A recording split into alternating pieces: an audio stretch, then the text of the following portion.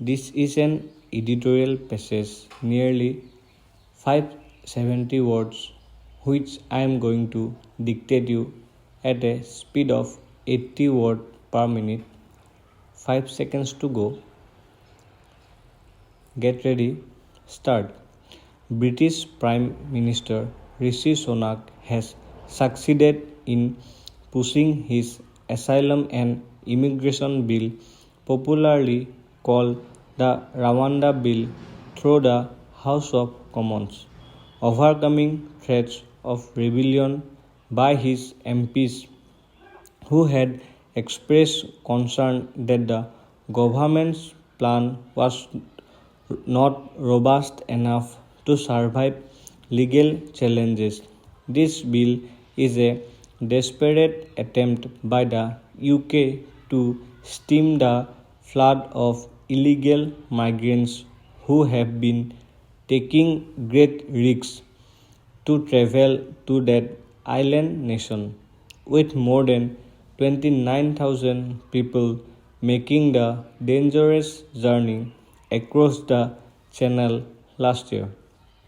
After a record 45,775 migrants arrived in 2022, the Rwanda scheme agreed to in April 2022 by the then British Prime Minister Boris Johnson was designed to deter migrants from coming to Britain illegally and break the business model of people smugglers. Under the scheme, anyone who arrived in Britain illegally after January 1, 2022 faced being sent to Rwanda, 6,400 kilometers away.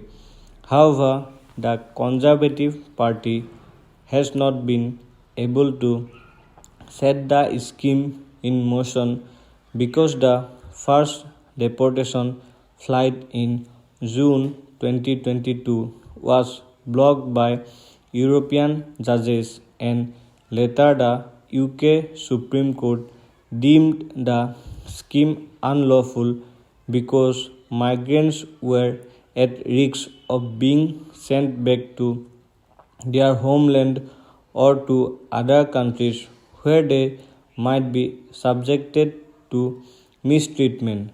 The new bill seeks to readdress this possibility by inserting a clause that the deported migrants can only be sent back to the UK. Para Sonak proposed bill, which the government admitted might not be compatible with the European Convention on Human Rights, affirmed that Rwanda is a safe country. It disapplies some section of Britain's Human Rights Act and says minister alone would decide on whether to comply with any injunction from the European Court of Human Rights.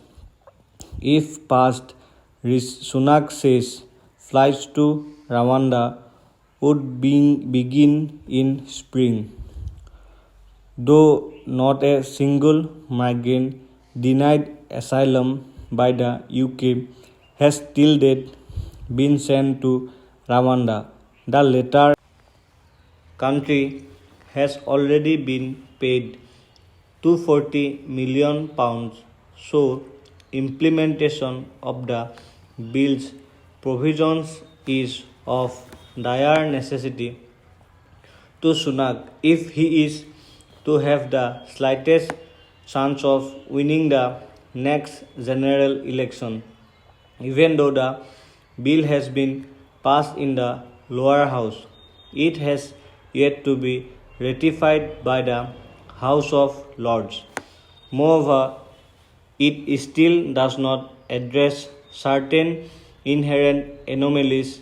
For instance, while Britain hopes to send thousands of migrants at the moment. Rwanda only has the capacity to take a few hundred.